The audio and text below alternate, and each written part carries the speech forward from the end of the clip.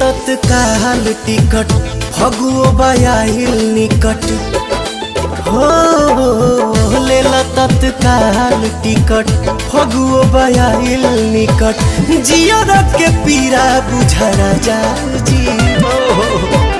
हरदम जे रहबा बंगलो न होई बुलार गोर राजा जी हरदम जे रहबा बंगलो ना होई बुलार गोर राजा जी।